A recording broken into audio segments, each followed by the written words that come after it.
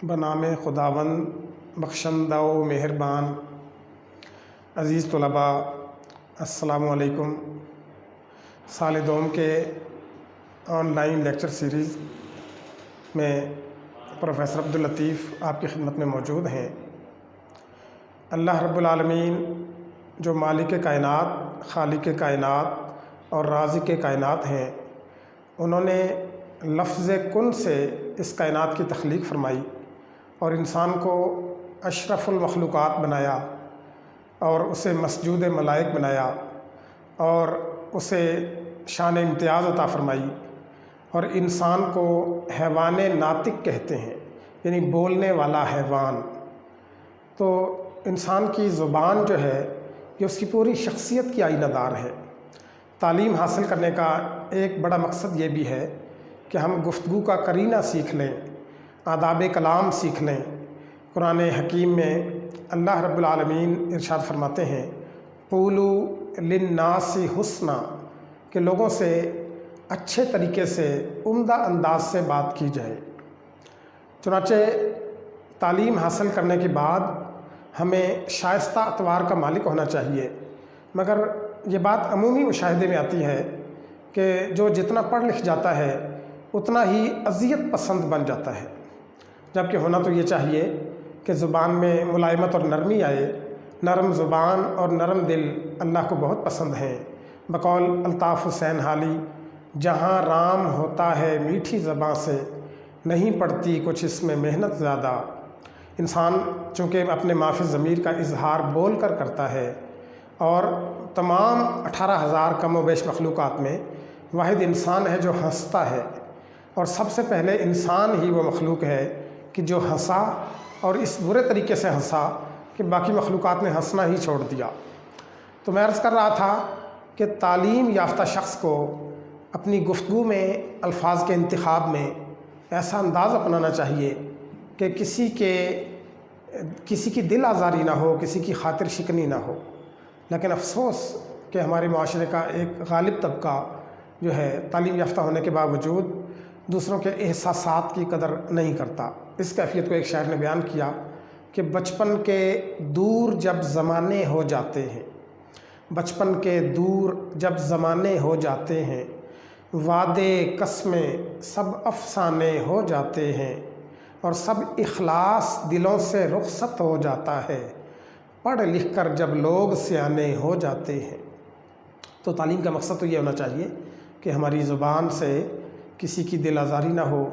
علامہ اقبال فرماتے ہیں کہ وصل کے اسباب پیدا ہوں تیری تحریر سے، وصل کے اسباب ملنے ملانے کے، کہ دلوں کو جوڑنے کا کام جو ہے گفتگو کے ذریعے سے لیا جائے، نہ کہ دلوں کو توڑنے کا۔ وصل کے اسباب پیدا ہوں تیری تحریر سے، دیکھ کوئی دل نہ دکھ جائے تیری تقریر سے۔ تو چنانچہ آج کے لیکچر میں ہم حروف کی بات کریں گے۔ حروف سے مل کر الفاظ بنتے ہیں، الفاظ سے مل کر جملے بنتے ہیں۔ چنانچہ ہم انسان جب کلام کرتے ہیں، بولتے ہیں، تو ان کی گفتگو ان کی شخصیت کی آئینہ دار ہوتی ہے۔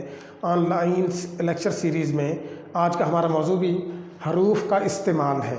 حروف کا استعمال، حرف کی جامع تعریف یہ ہے کہ حرف وہ کلمہ ہے جو اکیلا تو کوئی معنی نہیں دیتا۔ حرف ایسا کلمہ جو اکیلا کوئی معنی نہیں دیتا لیکن دوسرے لفظوں کے ساتھ مل کر بامعنی ہو جاتا ہے۔ حرف وہ کلمہ ہے جو اکیلا تو کوئی معنی نہیں دیتا لیکن دوسرے لفظوں کے ساتھ مل کر بامعنی ہو جاتا ہے۔ حروف کی اردو زبان میں 4 بنیادی اقسام ہیں جو میں نے آپ کے سامنے درج کی۔ پہلی قسم ہے حروف ربط۔ حروف ربط یعنی فاعل، اسم، فعل، مفعول وغیرہ کو ملانے کے لیے جو حروف مستعمل ہیں ان کو حروف ربط کہتے ہیں، مثلاً سے، میں، تک وغیرہ۔ دوسری حروف کی قسم جو ہے حروف عطف ہے۔ عطف عربی زبان کا لفظ ہے اور اس کے لغوی معنی ہے ملانا۔ یہ حروف جو ہیں اور، مگر، تو، پھر، کہ وغیرہ، اور یہ 2 لفظ یا 2 جملوں کو یا 2 اسماء کو، 2 اشیاء کو آپس میں ملانے کے لیے اردو زبان میں مستعمل ہوتے ہیں۔ حروف کی تیسری قسم ہے حروف تخصیص، یعنی صرف، بھی، ہر وغیرہ، اور یہ اسم اور فعل کے ساتھ خصوصیت کے معنی دینے والے حروف جو ہیں حروف تخصیص کہلاتے ہیں۔ حروف کی چوتھی قسم ہے حروف فجائیہ، ہائے، اف، آہا، سبحان اللہ، ماشاء اللہ وغیرہ جوش جذبے میں بے ساختہ زبان سے جو الفاظ اور کلمات نکل جاتے ہیں ان کو قواعد کی روح سے حروف فجائیہ کہا جاتا ہے۔ حروف عطف کی مزید قسمیں بھی ہیں، جیسے حروف وصل ہیں، حروف تردید ہیں، حروف استدراک ہیں، حروف استثناء ہیں، حروف شرط ہیں، حروف علت ہیں اور حروف بیانیہ ہیں۔ چند حروف جو ہمارے نصاب میں شامل ہیں یہ آپ کے سامنے میں نے درج کیے، اور معروضی پرچے میں رموز اوقاف 5 نمبر کا سوال جو ہے وہ کثیر الانتخابی سوالات کی شکل میں دیا جاتا ہے، یا کبھی کبھار حروف جو ہیں وہ دے دیے جاتے ہیں، ان کے جملے دے دیے جاتے ہیں اور آپ کو درست جملے کا انتخاب کرنا ہوتا ہے کہ ان جملوں میں سے درست جملہ کون سا ہے۔ تو ہمارے نصاب میں جو حروف شامل ہیں وہ میں نے درج کیا آپ کے سامنے، کہ، اور، یا، جو، ورنہ، لہٰذا، چاہے، چونکہ، تو، اگر، مگر، جب کہ، کیونکہ، نہ صرف بلکہ، اگرچہ اور لیکن۔ اب ہم نے جو ہے ان کا بامعنی استعمال سیکھنا ہے۔ یہ میں نے آپ کے سامنے حروف کو لکھ کر ان کے جملے بنائے ہیں، ان کو غور سے دیکھ لیجئے۔ کہ جو ہے حروف توضیح میں سے آتا ہے، وضاحت کے طور پر کوئی جملہ بولا جائے تو اس سے پہلے یہ حرف جو استعمال ہوتا ہے، جیسے کون کہتا ہے کہ موت آئی تو مر جاؤں گا، کون کہتا ہے، یا اسی طرح جو ہے کسی شاعر نے کیا خوب کہا، کون کہتا ہے کہ ہم تم میں لڑائی ہوگی، یہ ہوائی کسی دشمن نے اڑائی ہوگی۔ اسی طرح اور جو ہے یہ حرف عطف ہے، اور دین اور دنیا دونوں کی بھلائی طلب کی جائے، دین اور دنیا دونوں کی بھلائی طلب کی جائے۔ اس کے بعد ہے یا حرف تخصیص ہے کہ آپ آ جائیں یا میں آ جاتا ہوں۔ اس کے بعد ہے جو محنت کرے گا ضرور کامیاب ہوگا۔ آپ نے ان حروف کا استعمال اس طرح سے کرنا ہے عزیز طلباء کہ یہ کسی بھی جملے میں شامل ہونے کے بعد جملے کو بامعنی بنا دیں۔ اگر جملہ جو ہے اس میں جھول محسوس ہو، وہ بامعنی نہ بنے تو یہ حروف کا استعمال درست نہیں ہوگا، تو اس بات کا آپ نے خیال رکھنا ہے۔ ورنہ چلے جاؤ ورنہ پچھتاؤ گے، چلے جاؤ ورنہ پچھتاؤ گے۔ اسی طرح لہٰذا، اس نے محنت نہ کی لہٰذا ناکام ہوا، اس نے محنت نہ کی لہٰذا ناکام ہوا۔ چاہے کچھ بھی ہو میں اس کے ہمراہ جاؤں گا، چاہے کچھ بھی ہو میں اس کے ہمراہ جاؤں گا۔ ایک خاتون کا چوتھا نکاح تھا، یعنی وہ نکاح کرتی شوہر فوت ہو جاتا، پھر نکاح کر لیتی شوہر فوت ہو جاتا، پھر نکاح کرتی، تو اس کا جو پہلے شوہر سے بچے تھے وہ نکاح کی تیاری کر رہی تھی کہ وہ رونے لگے بچے، تو خاتون نے ڈانٹتے ہوئے کہا کہ ننے چپ ہو جا ورنہ اگلی مرتبہ ساتھ لے کر نہیں جاؤں گی، ننے چپ ہو جا ورنہ اگلی مرتبہ ساتھ لے کر نہیں جاؤں گی۔ تو چونکہ آج گرمی ہے اس لیے سفر کرنا مشکل ہے، تو سن تو صحیح جہاں میں ہے تیرا فسانہ کیا۔ اسی طرح اگر جرم کرو گے تو سزا پاؤ گے، مگر میں نے لاکھ سمجھایا مگر وہ نہ مانا۔ اسی طریقے سے جب کہ میں اسے روکتا رہا جب کہ اسے گھر جلدی پہنچنا تھا، کیونکہ وہ آج نہیں آیا کیونکہ اس کی طبیعت ناساز تھی۔ حروف علت میں سے ہے یہ، نہ صرف بلکہ، وہ نہ صرف ایماندار ہے بلکہ محنتی بھی ہے۔ اور اسی طرح اگرچہ اب زمانہ نہیں پھر بھی اسے سمجھا لیں گے، لیکن ہم اس کی راہ تکتے رہے لیکن وہ نہ آیا۔ تو عزیز طلباء، آپ نے دیکھا آج کے لیکچر میں کہ ہم نے حروف کا بامعنی استعمال سیکھا۔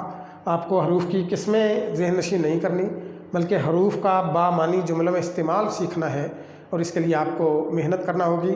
اپنی امدادی کتب سے بھی آپ جو ہے مدد لے سکتے ہیں، اور ٹیکسٹ بک کا پنجاب ٹیکسٹ بک بورڈ کی جو اردو لازمی سال دوم کے لیے کتاب ہے سرمایہ اردو، اس کا بغور مطالعہ کیجیے، اور ہمیں اپنے لیکچر سے متعلق جو آپ نے سیکھا فیڈ بیک ضرور فراہم کیجیے گا۔